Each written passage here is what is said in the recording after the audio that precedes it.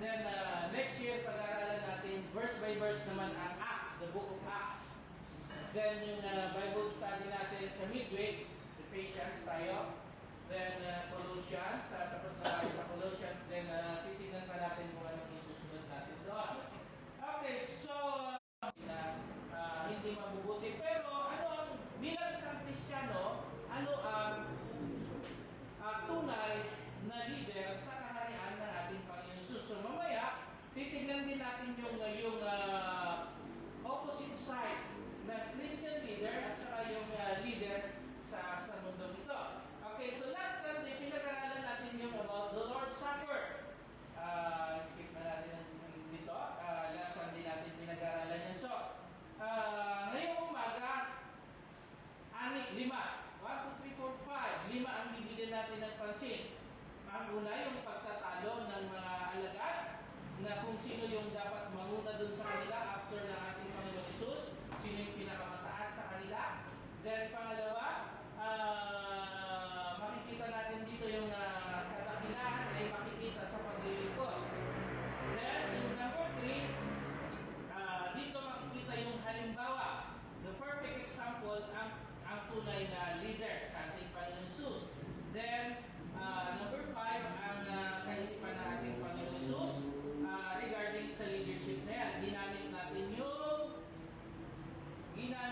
dito yung Philippians. So, hinaluan natin ng Philippians yan para makita natin yung tunay na servant o tunay na leader. Then, number 5, yung gantimpala sa mga tapat na naglilingkod, yung mga faithful servant. Okay, so may gantimpala. Okay, so number 1 tayo, verse 24. Ayesha.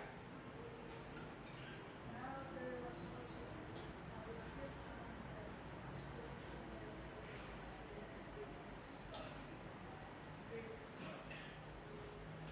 Okay, thank you. So, ang background nito, red, kita yung red. Okay. So, ang background nito, again, nasa huling gabi tayo ng ating Panginoon Jesus bago siya ipako sa krus. Thursday ito. Friday yung napako at namatay ang ating Panginoon Jesus. So, ano yung event sa Thursday? Brad Larry? Marami tayong mapag-aralan sa huling araw ng Panginoon.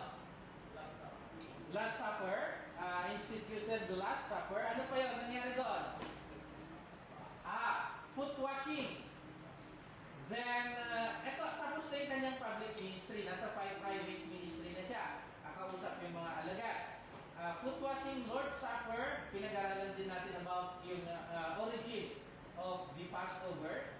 Ginamit natin yung Exodus chapter 12. Then, mamaya pag-aralan natin yung pag-ibig.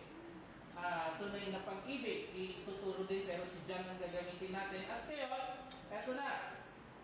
Pagkatapos ng, ang kagandahan nito sa ating Panginoon Jesus, pag nag-aaral tayo ng homiletics, pagkatapos ng foot washing, hindi maintindihan ni Pablo, si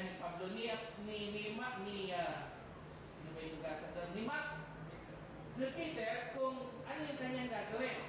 So, eto ang leader. Pinapakita niya. So, dahil hindi gaano naunawaan ng mga alagad kung ano yung foot washing na yun, ano yung meaning behind that foot washing, so ano kanyang ginawa? Itinuro niya pa about yung tunay na leader. Dahil dito, nabasa natin, meron dispute. Meron pagtatalo-talo. Ayan. Yung background ng ibang gospel dito, yung pagtatalo-talo nila, tinatanong kung sino dispute among them as which is them should be considered the greatest o yung pinakadakila. So, sino sa aming Panginoon ang pinakadakila? Sa business, alam mo na kung sino yung pinakadakila. Siyempre, manager. Sa gobyerno, alam mo na sino yung pinakamataas. Then, the same din sa mga small groups. So, dito, makikita natin yung pride.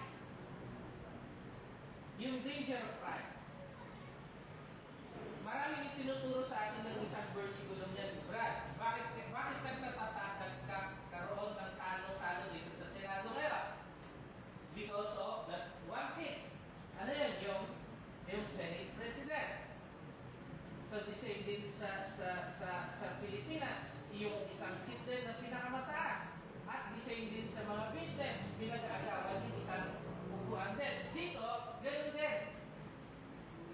yung issue dito. Sino sa amin, yeah, kaya sa kanila ibibilang ang pinakadakilan doon sa 12. So dito makikita mo yung pride ng isang tao. Bakit gusto ng isang tao maupo doon sa isang silya sa Senado? Dahil marami siyang magagawa. Tsaka sa Pilipinas, sinasabi ng isang libro, yung mga manunulat, sa Pilipinas daw ang politiko, ang upuan ng mga politiko ay parang iba yung pagtingin ng mga Pilipino. Parang bukod dun sa power, may term na ginamit ng isang Amerikano dun na manunulat, hindi siya Kristiyano. Bukod dun sa pride, parang isang klase ng inheritance na hindi mo mataas ang tingin. Pag politiko ka, mataas ang tingin. So yun yung sa atin. Kaya pinag-aagawan yung mayor, nagpapatayan, gobernador, congressman, nagpapatayan sila. So bakit? Dahil dun sa power na hinahanap na hinahanap ng bawat isa. Okay, so dito ipinapakita yung pride, yung status. Yan yung term, yung status kasi.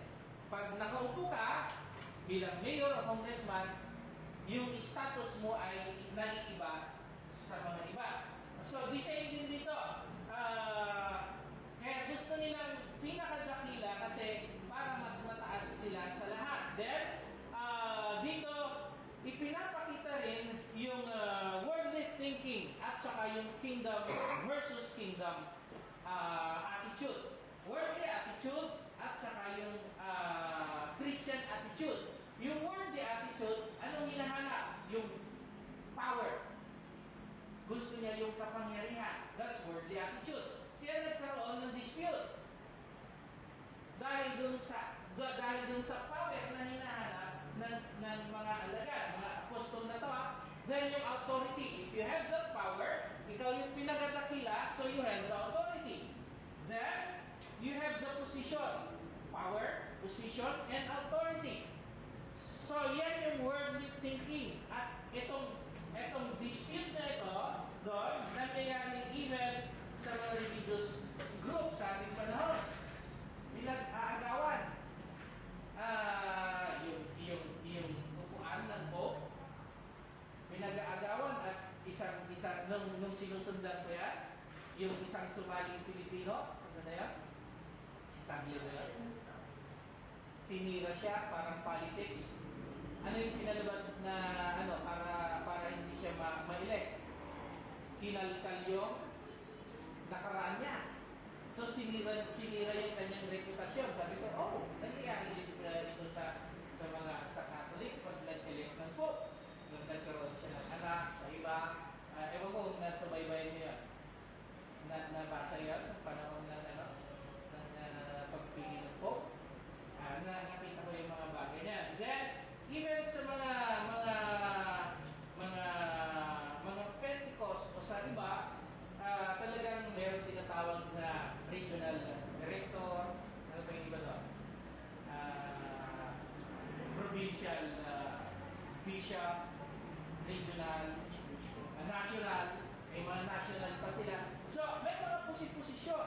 Pero, ang tinuturo ng ating Panginoon ay iba sa earthly thinking at sa yung kingdom thinking. So, makikita natin yan mamaya. Okay, then, so ito, nandito sa verse 25, so, dito ipinakita na ng ating Panginoon Jesus, maliit ito, sister, pakibasa mo yan sa Luke, hindi rin kita, sino nandun? Nandun ka? 22 verse 25, kasi maliit din, kasi naglagay ako ng comparison. The Lord over the Gentile or earthly thinking or earthly leader than Christian leader. So naglagay ako ng comparison.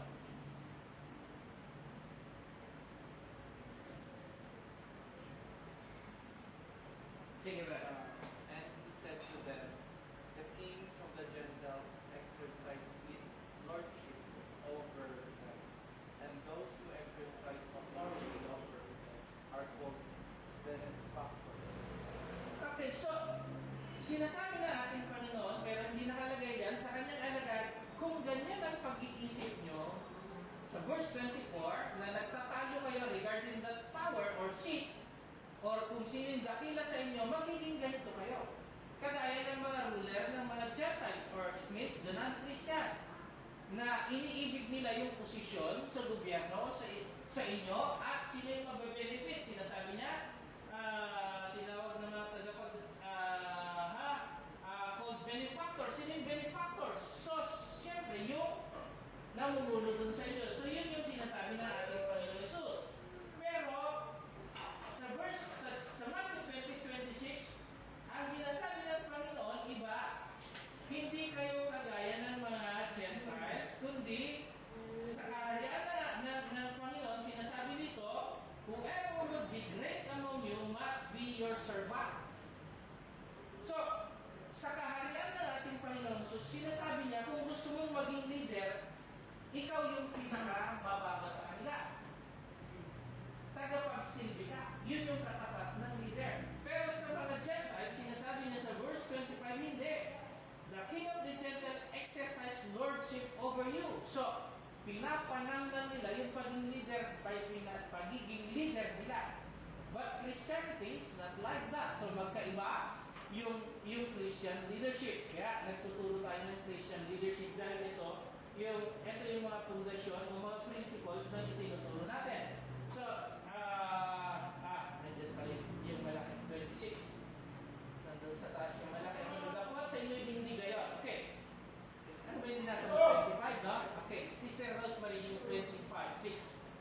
But not so among you.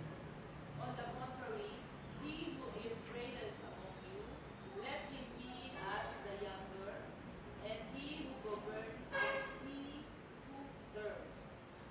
Okay. Thank you.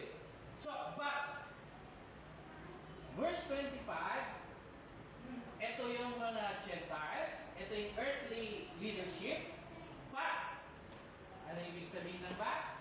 That's the opposite of verse 25. But, not, ang sabi niya, among yung hindi kayo ganon. Dapat sa inyo hindi gayon. So, kung mga Gentiles, iniibig nila ang posisyon, ang magiging dakila, ang magiging pinuno, at para sa ganon, sila yung magiging benefactor. Doon sa pagiging pinuno nila, pero ang sabi niya, dapat hindi ganon sa loob ng iglesia. Yan yung sinasabi ng ating Panginoon Isus. Younger ang ginamit niyan. Parang pinakamababa. Pero mamaya, gagamit tayo ng ibang translation. Younger, it means servant. Mamaya, papakita ko mamaya. So, dito ay pinapakita ng ating Panginoon Isus na kung gusto mong maging pinuno, kung gusto mong maging dakila sa loob ng kaharian ng Panginoon, kailangan mong maglingkod. At sa paglilingkod, kailangan mo doon yung pagpapakumbaba, yung humbleness. If you don't have that humbleness, hindi ka magiging servant ng ating Panginoon Jesus. Kasi ang paglilingkod, katapat niyan, bread doon ay alipin. Tama? So, ang isang alipin, humble. Hindi ka pwede mataas yung pride mo pag alipin ka. So, yun yung pinapakita sa inyo ng ating Panginoon. Hindi lang service na pinakamababa, kundi yung attitude, yung ipinapakita ng ating Panginoon Jesus na magpakumbaba kayo. Maging humble kayo. For I am meekness. Ang sabi ng Panginoon, gentle and meekness, mapagpakumbaba, mababa. Mamaya, i-explain niya, kahit ako yung pinakamataas sa inyo, anong ginawa ko sa inyo? So that's the question mamaya ng ating Panginoon Jesus. Dapat sa inyo hindi gayon. Because, lalong dakila sa inyo ang maging katulad ng isang bata or isang servant. So, dito, bilang isang Christian ay pinapakita ng ating Panginoong Jesus na kailangan mo yung self-sacrifice. Kailangan mong magsakripisyo. Hindi lang humble, hindi lang, ang pagiging servant, kailangan mong, marami kang kailangan i-sacrifice mo. Pag ikaw yung manager, isa-sacrifice mo yung pagiging manager mo. Ikaw yung pinakamayaman, isa-sacrifice mo yung pagiging mayaman mo. Kasi, magsilbi ka. Marahil sa bahay ninyo, marami kayong katulog. Kasi may kaya kang magsahod ng katulong. Pero sa loob ng iglesia, sa kaharian ng ating Panginoon Hesus, wala. Hindi gano'n. So ano yung isasakripisyo mo? Yung pride mo. Yung status mo sa buhay. Yung power mo. So kailangan isakripisyo yung mga bagay na kagaya ng ginawa ng ating Panginoon Hesus. Mamaya magbibigay tayo ng halimbawa. Then, sa pagiging leader din, kung gusto mong maging dakila, kailangan mo din, instead na yung sarili mo unahin mo, yung ibang tao. So, mamaya, bibigyan natin yung verse. So, verse 26, ang kadakilaan ay hindi, greatness is not, kita yung dilaw, it not being served. Ang sabi ng Panginoon, hindi ako pumarito para pagsilbihan ninyo, bagamat pumarito ako para so, ang greatness is not being served o pinagsisilbihan. Hindi rin, ang greatness ay hindi rin para magkaroon ka ng autoridad sa mga nasasakupan mo o sa ibang mga Kristiyano. Pero ang kadakilaan, dito, nilagay natin, kaya X yung isa doon, then check dito, greatness is serving others. Pagsisilbi sa kapwa o sa mga kapatid sa iglesia. So, bilang isang Kristiyano, kailangan natin i-practice yan. Paano magsilbi sa mga kapwa natin sa iglesia.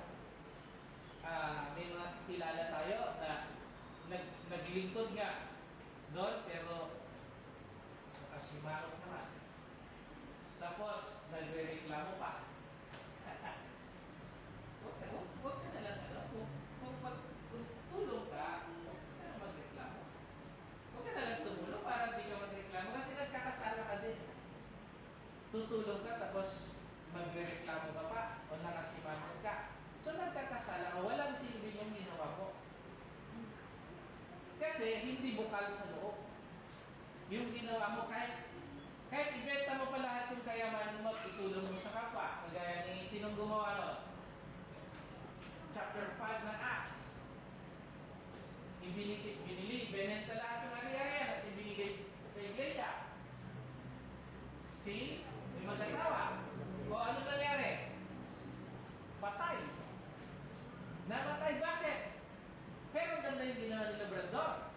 Ibinenta din, ibinulong sa iglesia.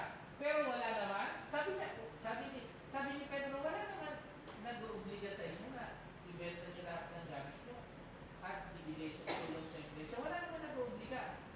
Ang sinasabi ni Pedro, if you read the middle of that line, ang sabi niya, mas maganda pa na hindi mo ginawa. Na ibinenta yung gamit mo para mapapakinabangan mo, ibinenta mo nga, tapos sinabi mo, ibigay mo lahat, tapos di mo naman binigay. Nagsinungaling ka mismo sa sarili mo. So yun yung kasalanan niya. At nung sinabi niya, hindi ka naman inuobliga, it's better na hindi mo na ibinenta. Para hindi ka magsinungaling sa sarili mo. It's better na hindi ka na tumulong para hindi ka magreklamo. Yun yung prinsipyo na makikita natin sa mga bagay na yan. So serve others, putting, ang hirap nito doon. Kaya gawin ito, but putting others first. Pero yun yung hinahanap sa atin ng ating Panginoon. So yung salitang isusubo mo na lang, bibigay mo pa sa iba. Yan yung prinsipyo dyan. Philippians, mababasa natin yung mamaya. Then following Christ's example. So yan yung true greatness. Serving others, mas inuuna mo sila kaysa sarili mo at sundin yung example ng ating Panginoon. So ito ito yung version ni Mark 10:43 to 45. Whoever desires to become great among you, ano nang ginamit dito? Servant na, hindi na younger. Si Lucas, ginamit niya yung younger. Sino man maging dakila sa inyo ay maging bata. Pero si Mark, ginamit niya, sino man gustong maging dakila sa inyo ay maging servant. So yung younger doon na ginamit ni Lucas ay it means servant.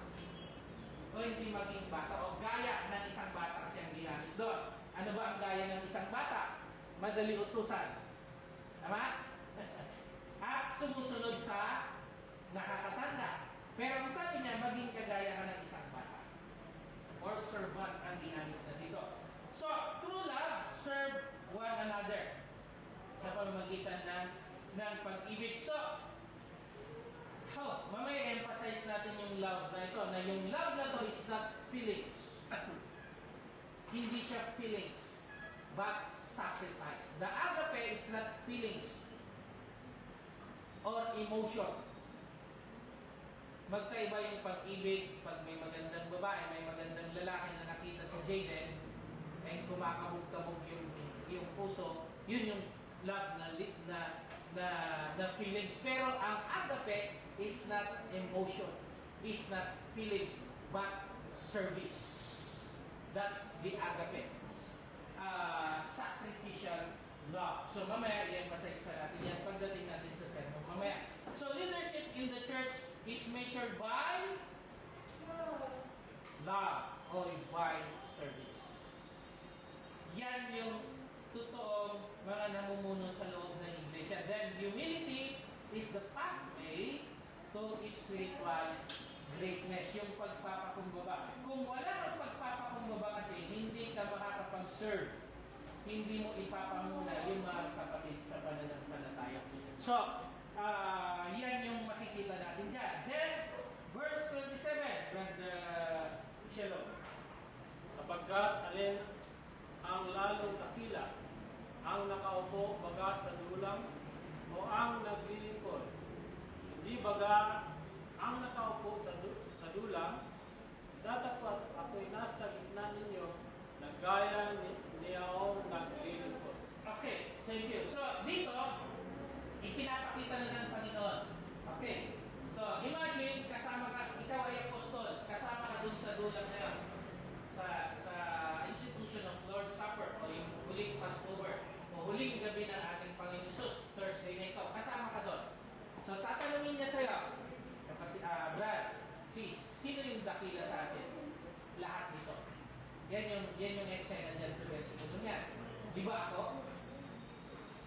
Sinasabi niya kay Pedro, di ba ako? Pero anong ginawa ko? Di ba hinugasan ko yung paa mo? Di ba kadugtong yan? Hinugasan ko yung paa mo, di ba? Pero ako yung pinakadakila. Ako yung boss dito. Ako yung teacher niyo dito. Ako yung naglalang sa inyo. Pero anong ginawa ko? Yun yung sinasabi niya. Alin ang lalong dakila? Yung nakaupo sa dulang o naglilingkod? So, sa Christian view, Larry, sino yung nakadakila? Larry, yung nakaupo yung naglilingkod? Dito, sa verse 10. Sino yung pinakadakila? Yung nakaupo? Asan? Sino, alin ang ginamit? Who?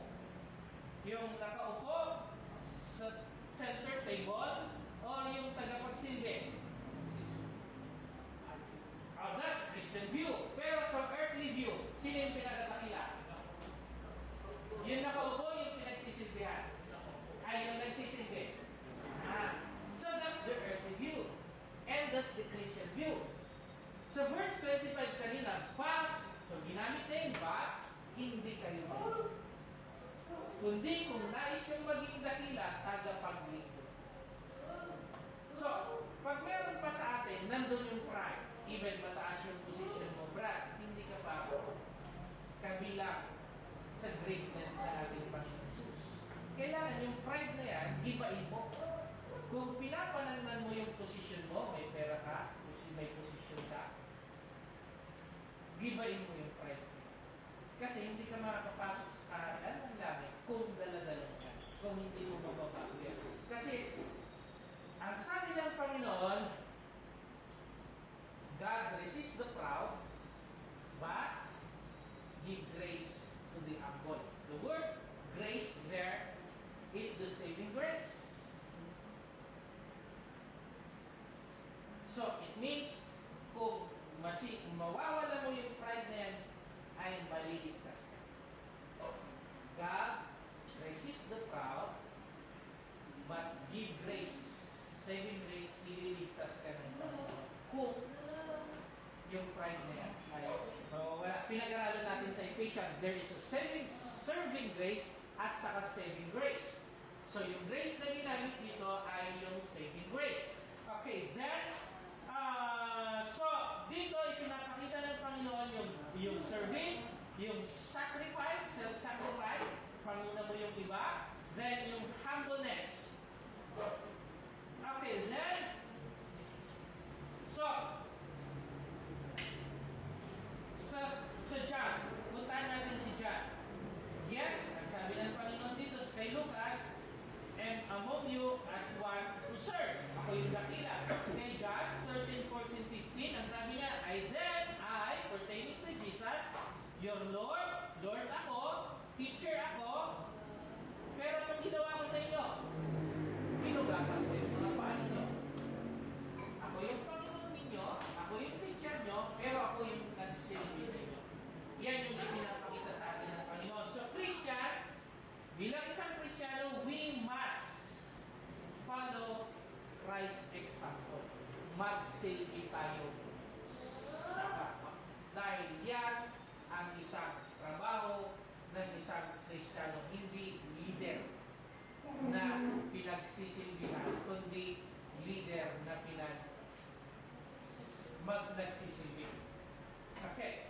Then, no act of service is beneath disciples of Christ. Okay. 27, then, puntahan natin si Matthew, the mind of Matthew. Si Philippians, the mind of Christ. Si Sir Rosemary. Mahaba-haba to. 3 to 8. Philippians 2:3-8. Let nothing be done through selfish ambition or conceit, but in lowliness of mind, let each esteem others better than himself. Let each of you look out not only for his own interest, but also for the interest of others. Let this mind be in you, which was also in Christ Jesus, who, being in the form of God, did not consider it robbery to be equal with God, but made himself of no reputation, taking the form of a bondservant, and coming in the likeness of men. And being found in appearance as a man, he humbled himself and became obedient to the point of death, even the death of the cross. Okay, thank you. So, may mga hinay-highlight tayo dyan. So, huwag niyong gawin nothing begun through selfish ambition. Pero anong dapat natin gawin? How lowly of mind, let each esteem others better than yourself. Mahirap gawin to. Gawin mo mas marunong, mas magaling, mas kaaya-aya, mas lahat na ng mas ang iba kaysa sa sarili mo. Okay, mas matalino. Hindi iba doon, di ba? Ay, mas magaling ka rin. Mas mayaman ako dyan. That's the earthly attitude. Pero ang sinasabi ng Panginoon sa verse 3, no. Ituring mong ang iba, lahat ay mas mataas kaysa sarili mo. So, mahirap i-practice yun. Lalo na nasa business world ako. Siyempre, ang tingin ko, mas mataas ako sa iba.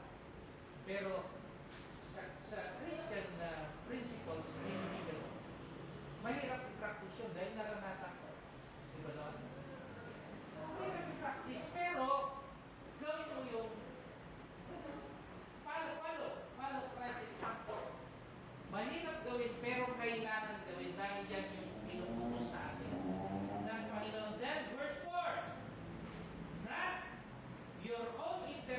mauuna but the interest of others. How? Kung mahirap na gawin yung verse 3, mahirap ang gawin yung verse 2. Pero yan yung example na binigay sa atin ng Panginoon. Sino ba yung isa kang Diyos, then bumaba ka sa lupa, yun yung context dito, at pinili niya ang maging alipin, hindi maging leader. Ay, ako na yung pag CEO ka doon, yung company mo mababagsak, tanggalin mo yung officer in charge doon, then ikaw na yung mamahala para maayos mo, tama? Pero ginawa niya hindi. Siya yung food. Sa mga ano, alam niyo yung food, yung pinakamababa, tagapagsilbi. Pero ang mga Hudyo, ang hinihintay nilang hari ay yung dakila.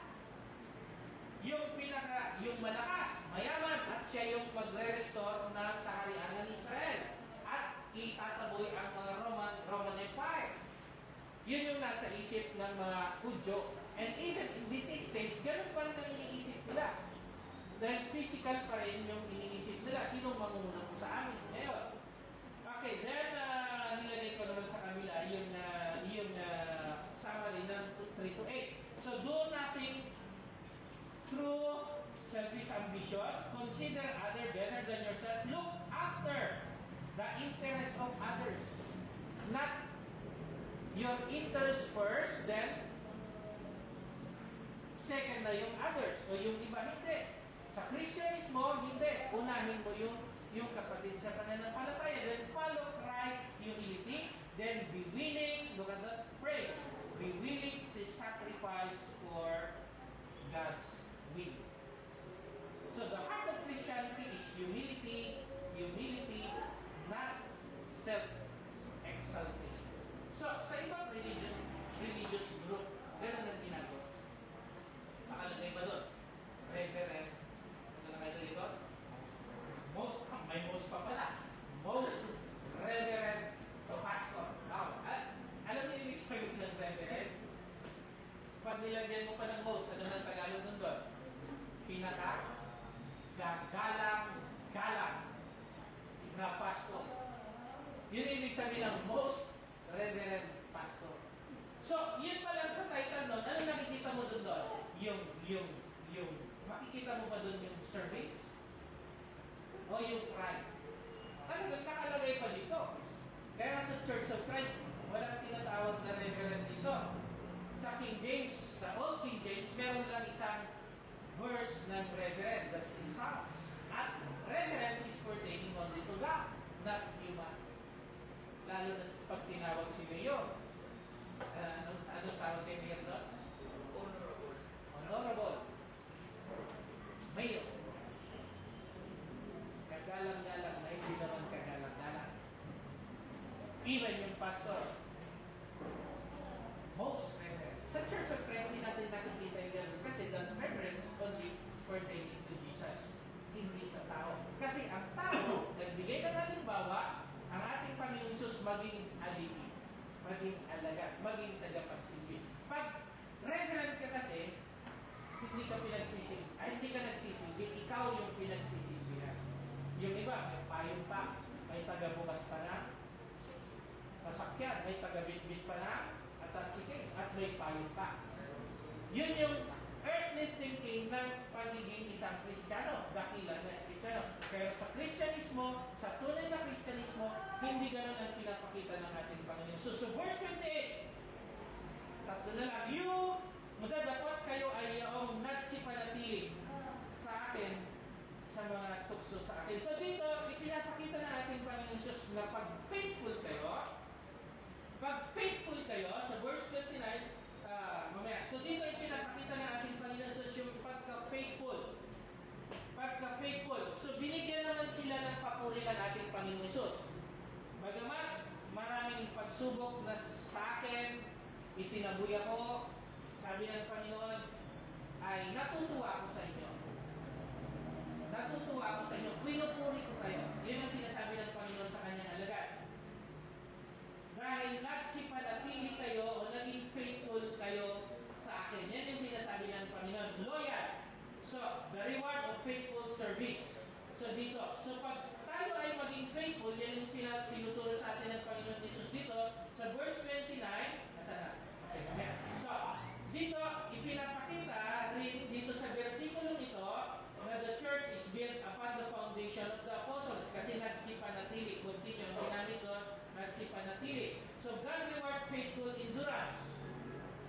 Sino yung hindi naging faithful sa kanila?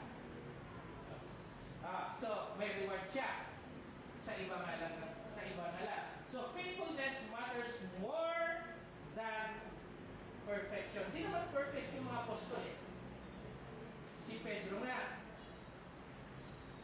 Nung naulan ating Panginoon Jesus, tawag nito, dininay niya rin, di ba? 3 times pa. So dito, faithfulness matters. Yung pagka-loyal mo, yung pagka-faithful mo, yung pagtutuloy-tuloy mo, yung patuloy mong pananatili kaysa dun sa perfection. Okay? So, yan. Ano yung promise? Yung promise o reward na ginamit doon sa mga taong nagpanatili. So, at kayo'y inihalal kung isang kaharian na gaya ng pagkahalal sa akin ng Ama. So, dahil faithful kayo, you are part of my kingdom. So, sino lang yung maging parte ng kanyang kaharian? Jeremy? Sa verse 28, yung nagpatuloy. Nagpapatuloy. Kaya nga, lagi natin ginagamit yung Revelation 2 verse 10, sa bandang dulo niya, ang mananatili hanggang sa wakas ay makakatanggap ng buhay na walang hanggan. Yung mananatili, yung faithful. Yung faithful. Yung faithful, parang sa pag-aasawa lang yan. If you are faithful to your partner, till death do us part. So, the same with Christ. The same with Christ. Kaya, yung ibang once saved, always saved, kung di ka maging faithful, hindi ka rin magiging mapapasok sa kaharian ng langit. Okay. Then, verse 30, Brother Jeremy. Verse 2. That he may eat and drink at my table in my kingdom, and sit in the thrones judging angels. Okay, this is number 2. Yung verse 29, yung reward ng faithful ay kasama sa kanyang kaharian. Then, yung eat and drink na sinasabi dyan is fellowship. Yan. Yung fellowship. Yung pakikisama sa Panginoon. Sa Matthew chapter 23, anong sabi ng Panginoon nung binigyan ng talent na ginamit ng tama, maliban dun sa isa? Yung binigyan ng 5, anong reward? Brother Larry, anong reward?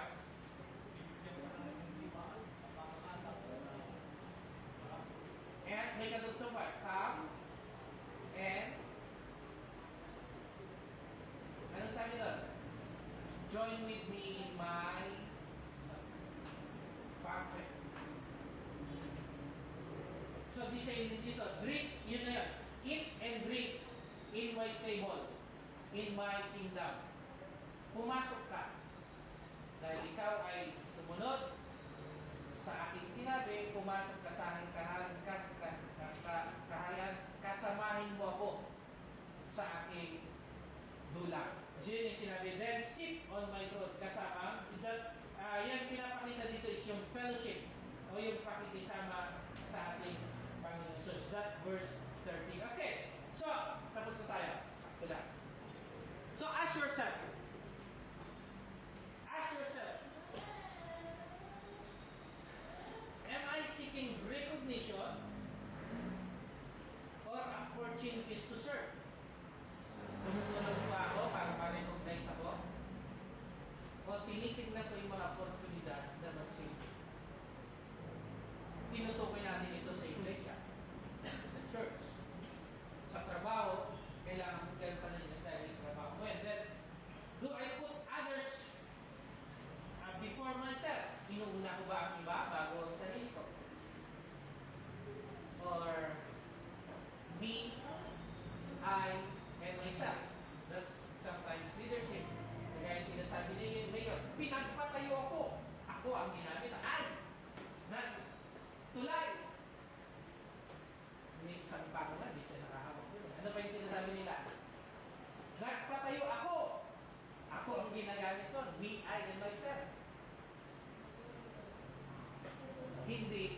So, makikita mo yung good leader dun sa pronouns nilang ginagamit minsan. I, pag ang isang leader ay gumagamit ng I, me, and myself, hindi we, us, makita mo yung pagka-selfish niya. And kaya pag may mga politikong gumagamit ng ganun ng mga words sa kanilang pagpatayo dito sa harap ng selfish mo. Kasi I, me, and myself lang yun sinasabi nila.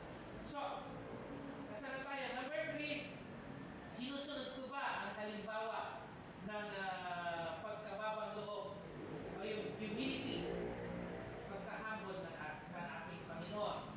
So, question ito sa bawat isa sa amin. Then number 4, paano ko higit o higit I better serve my family? How can I better serve my family as a Christian, the congregation, the church, and in community? Being a leader.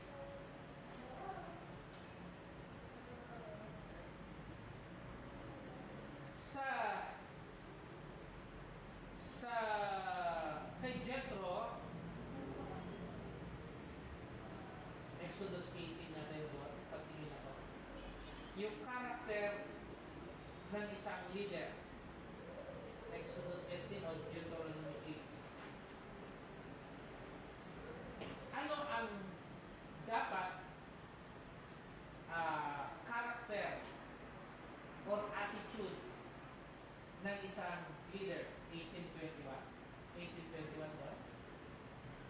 Nung ang sabi ni Jethro, sabi niya kay Moses, pumili kang tag-5, tag-10 na mamumuno doon sa konti, 50 na mamumuno doon sa 18, nasa 18 or 21, 18 or 18, 21, nandiyan yan.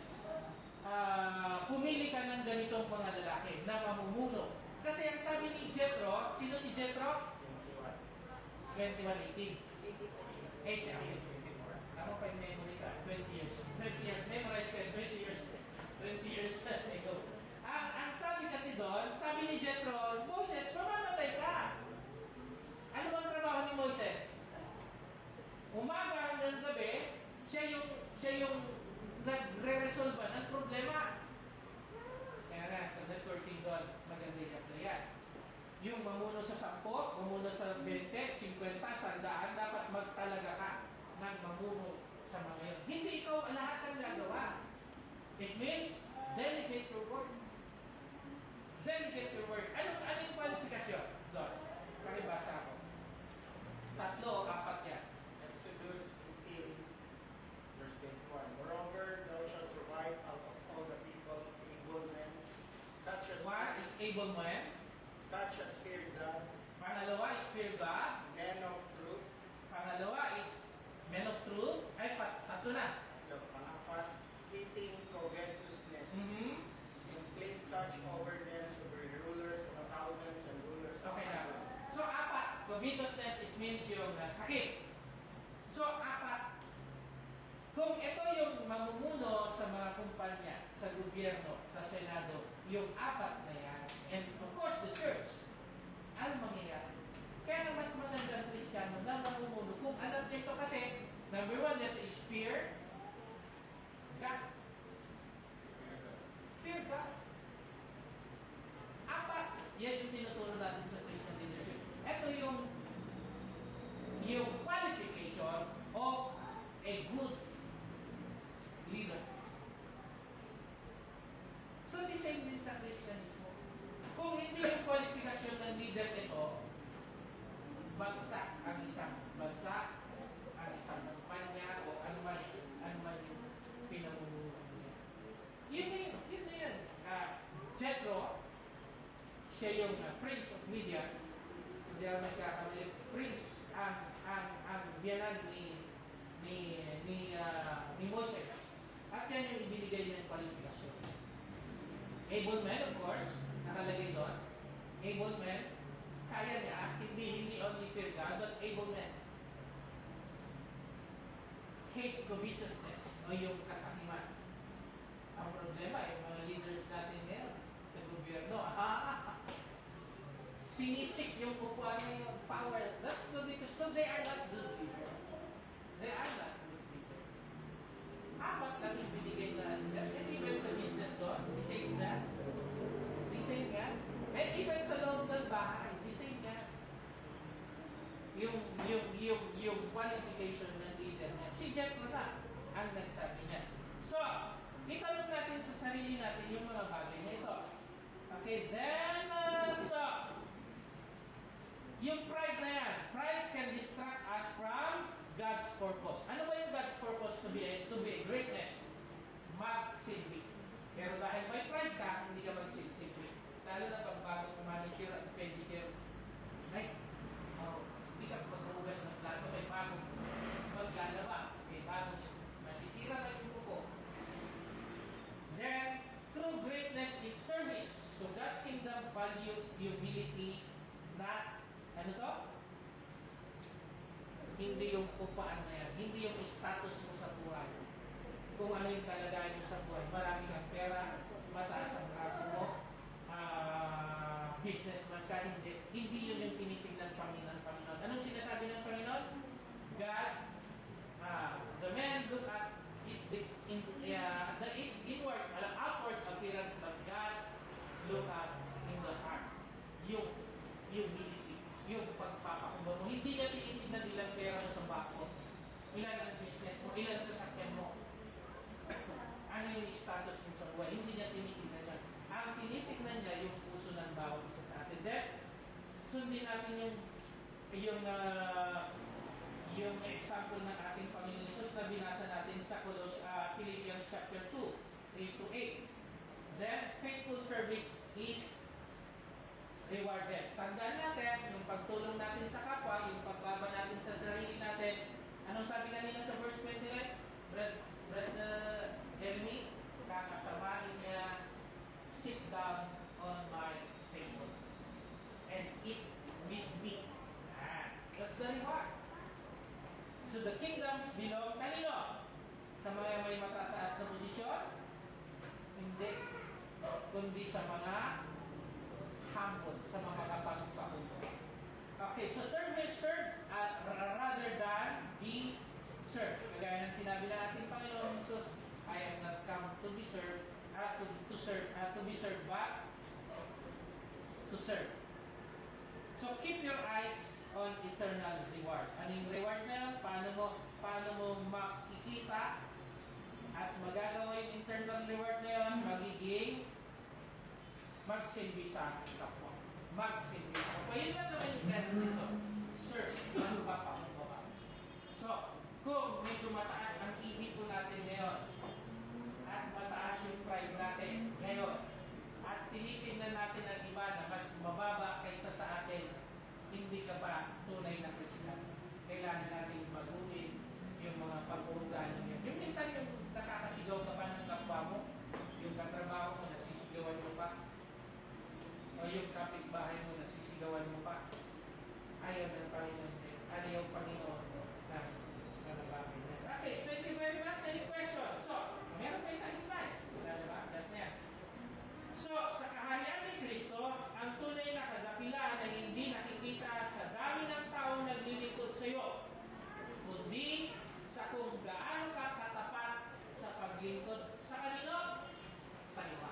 Yan yung tinitingnan ng Panginoon. Hindi yung dami mong tao na naglilingkod sa iyo, hindi yan yung tinitingnan ng Panginoon. Kundi tinitingnan niya, Brother Lloyd, kung ilan yung pinaglilingkuran mo, hindi yung naglilingkod sa iyo. So Luke 22 verse 6, binasa na natin niya kanila, he who is greatest among you, let him be your servant. Yan, servant, o younger ang ginamit dyan. And he who govern as he who serves. Thank you very much. And any question before we start our service? Question. Part 99 na po ito.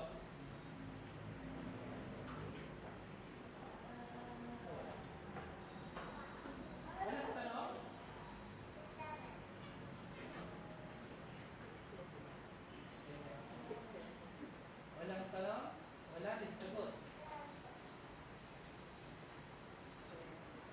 balik tayo sa part 9 date mamaya. Okay, kung wala, we have 2 minutes break. Then,